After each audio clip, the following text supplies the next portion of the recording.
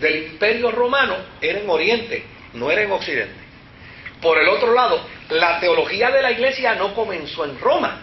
La teología de la Iglesia comenzó en el África Latina, que produjo a Tertuliano, que produjo a Cipriano, que produjo a San Agustín. ¿Cómo es posible entonces que los mejores teólogos de la Iglesia no estuvieran en Roma? Si Roma hubiera sido la sede de la cristiandad desde el primer siglo, pues entonces allí estarían los intelectuales, no estaban allí. De hecho, la teología de la Iglesia no se hizo en Roma, la teología de la Iglesia se hizo en Antioquía, se hizo en el África Latina, junto con esos héroes, con esos gigantes de la fe, que prácticamente ninguno de ellos estuvo en Roma. Por el otro lado, la razón por la que la sede episcopal romana cobra influencia es porque lo que le queda al Imperio Romano básicamente es la capital de Roma. Entonces, desde luego, si eso es lo que queda, pues allí esto va a tener entonces una influencia dentro de la vida de la Iglesia, porque todo lo demás está invadido por los bárbaros y ha perdido seriedad, ha perdido estilo. Inclusive, imagínense, habían bárbaros que cuando llegaban decían, sí, pero nosotros somos arianos. O sea, que en ese momento, en esa transición del siglo V, hubo lugares donde había cristianos nicenos y otro lugar donde habían cristianos arianos. Entonces, no había una iglesia uniforme. El concepto de iglesia católica universal estaba en entredicho como consecuencia del movimiento ariano que estaba dentro de los bárbaros. Así que no hay manera, históricamente no hay manera de poder vincular a Pedro con la sucesión papal dentro de la jerarquía católica. Ahora, la jerarquía eclesiástica se desarrolla paralelamente junto con el imperio. Un ejemplo de ello, por ejemplo, la ciudad de Constantinopla no existía en el primer siglo, pero sin embargo, cuando Constantino la funda,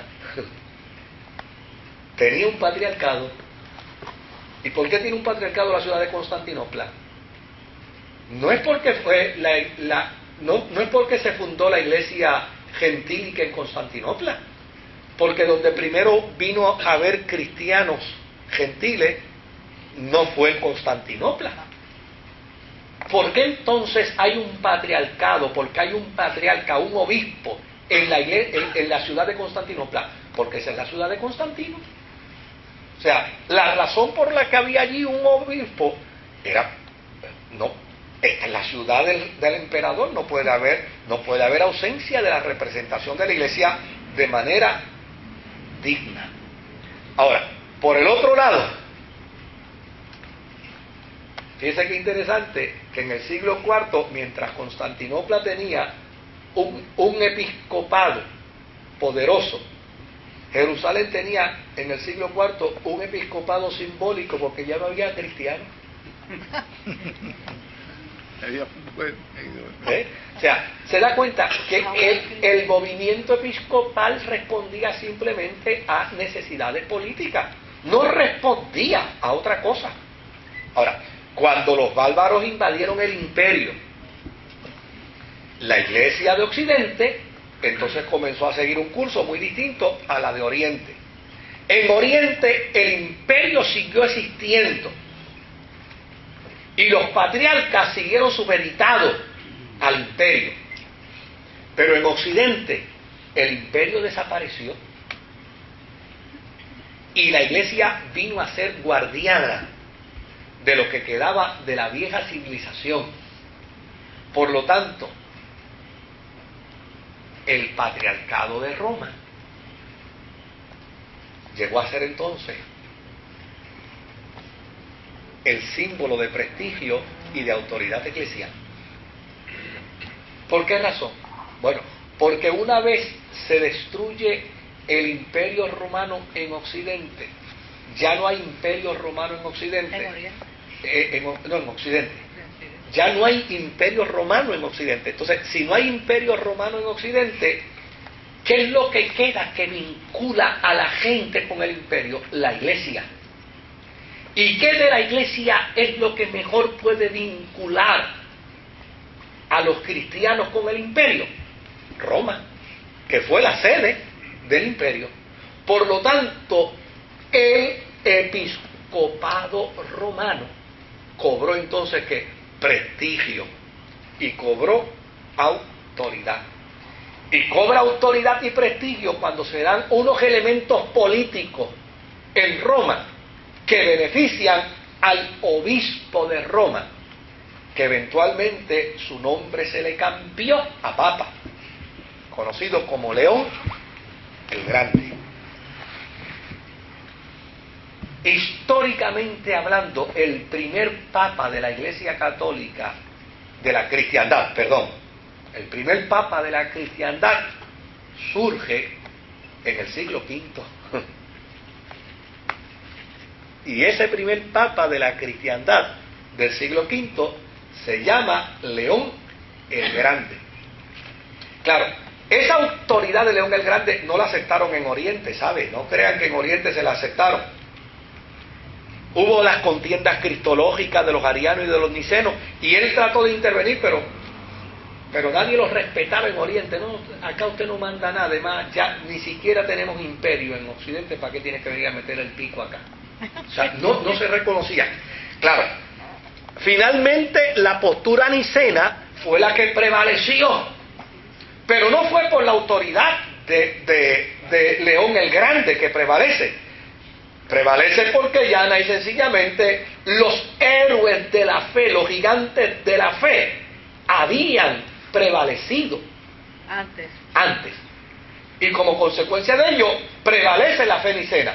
Y desde luego, los cristianos de Occidente son nicenos, pero León el Grande no se puede llevar el mérito de que su intervención como Papa de Occidente en Oriente lo logró. Porque ya la Iglesia había comprado la doctrina de San Agustín. Exactamente. Pero la de la gracia que tú explicas. Porque todavía hasta el día de hoy hay comunidades eclesiásticas en Oriente que no están vinculadas a la Iglesia Católica de Occidente. Sí. No están vinculadas. No. Válgame, yo dije que en 5 minutos iba... Pero dejamos a León para contestar las preguntas. Sí. Espérate, es que todavía el aguador de aquí... Perdón, el técnico de sonido. Estos cubanos le dan título a cualquiera. Es que me perdí un poquito porque tenía que el primer papa era Clemente y ahora estamos diciendo que es León. Ok. A Clemente lo que se le asigna es, tradicionalmente, porque es el más cercano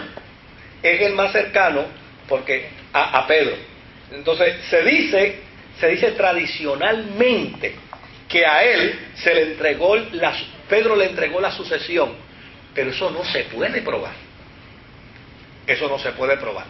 ¿Qué se puede probar? Se puede probar, sí, que en el siglo V a León el Grande se le da el título de papa.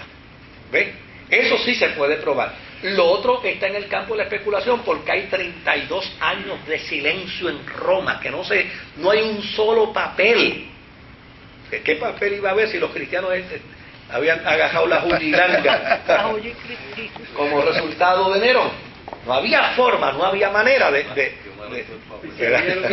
en el fuego. Y si había, no se quemó en el fuego. O sea, no había manera. Entonces, pues, no, claro, la tradición puede decir, Pedro vino.